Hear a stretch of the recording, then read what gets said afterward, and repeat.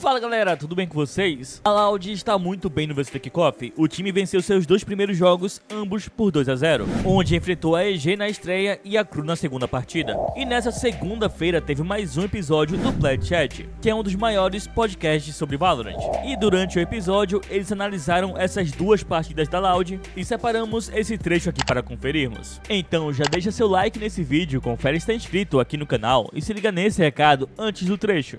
Janeiro é hora de começar o projeto verão e mostrar o shape. Opa, calma aí que eu tô no canal errado. Mas você ainda pode fazer seu projeto verão, mas com a Vavá Academy. Um projeto para você e seu duo deixarem de ser pinões. A Vavá Academy tá com promoção nesse verão, onde duas assinaturas saem pelo preço de uma. Então você e seu duo têm acesso a todas as aulas, pixels, coach radiante particular, além de campeonatos semanais com premiação para você colocar tudo que aprendeu em prática. E muito mais pela metade do valor. Basta vocês fazerem a manhã. Então vão parar com essa hemorragia no seu histórico e vem pra Vavá Academy. O link vai estar aqui na descrição. And I want to talk about Loud. I want to talk about they look like we underrated them. They have good talent on the team to some degree. Obviously, big players that we've seen play before for this organization. They had to swap the roles around. They had to get a new IGL in. I think there was reason to be dubious that they would be able to live up to their potential of what they've achieved before on an individual level. I was not dubious.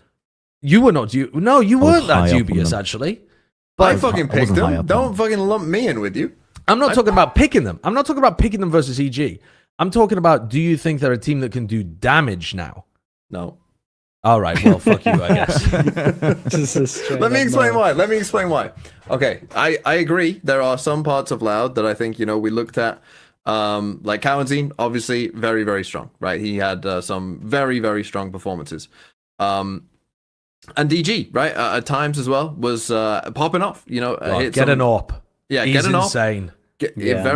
Some very nice rounds. The thing I would say is, though, in this EG game, like this split, for instance, Loud are winning both pistols.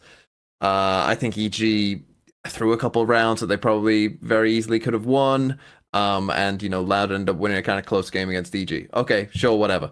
Then we're hyping up Loud because they've won 2 games, but the second game is against a 5-year-old child who's wetting themselves and is lost and confused and scared and doesn't know where they are. Right? So yeah, Loud won. Good job, but good job you fucking kicked a child whilst they wet themselves.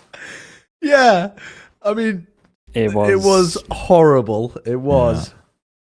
Yeah, I was going to say, Dijazine destroyed them. That's what I'm saying. Dijazine is the fucking truth.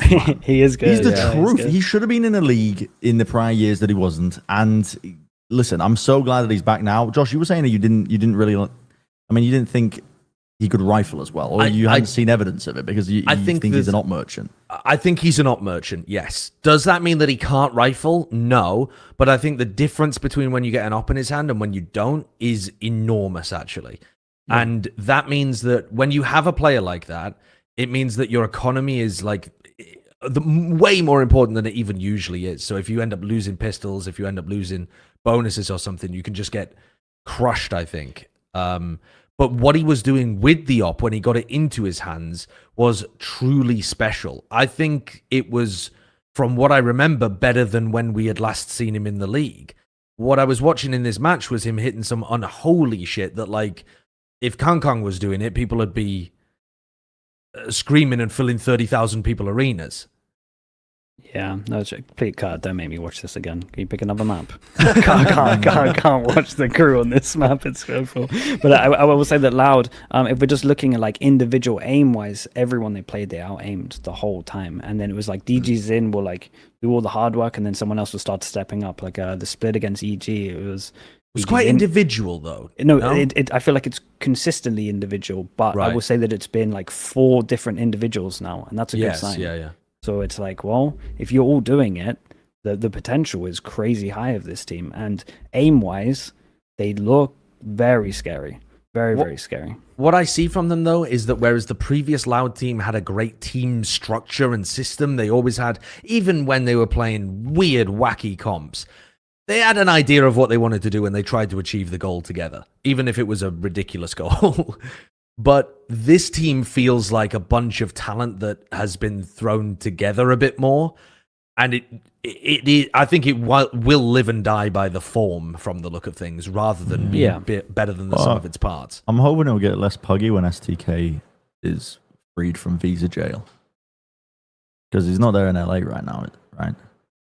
That is true. I think that is right. Yeah. Yeah, I mean, I think that adds difficulties if you're the head coach. Like, you're not able to take your team in between maps and talk about like actually affirming shit in their heads. You kind of have to trust that it's going to be on the shoulders of whoever's there filling in the shoes for you at the time. So I don't know. It might get better, but I think the hopium for Loud here is that like really high. The floor should be pretty high, because as you're saying, like the individual talent is there, and as you say, it's not like one player, it's multiple players. So different players, even if one player's having a bad map or whatever, could step up for them and be good. So the floor is high. It's like, I mean, I was a little harsh saying no, they aren't the underrated dark horse, because if you look at the rest of America's like of the teams, yeah, they are, right, in terms of like outperforming expectations. They're kind of similar to BBL. The difference to me with BBL is that you had not just individual performances. There was more of a kind of like, oh look, the calling is also good. Oh look, they've got a good game plan here. This is a nice, there's more elements to it than maybe with Loud.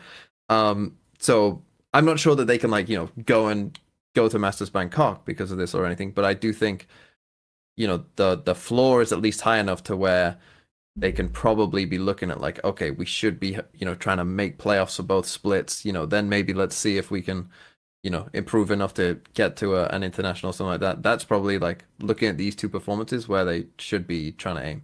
Yeah, I think that's fine. They're way better than I thought they'd be. And I think they have, we talk about DGs in having to use an op, but I think they're super aware that is a win condition, because they are getting it out a lot. Yeah. It's not to the point yet where they're maybe having one person that only buys up to 400 on pistol, which I think is something that they could really heavy lean into, because obviously they're winning a lot of pistols at the moment. But they're definitely buying an op every single time they can, or like someone's saving for it, kind of like on the third or fourth round. So that's a very good sign they understand their win conditions. Yeah, I think that's reasonable. Mas e aí, qual a sua opinião sobre o que eles falaram? Já deixa aí nos comentários, se inscreve aqui no canal pra gente bater 100k antes do Natal. Aquele abraço e como sempre, até o próximo vídeo.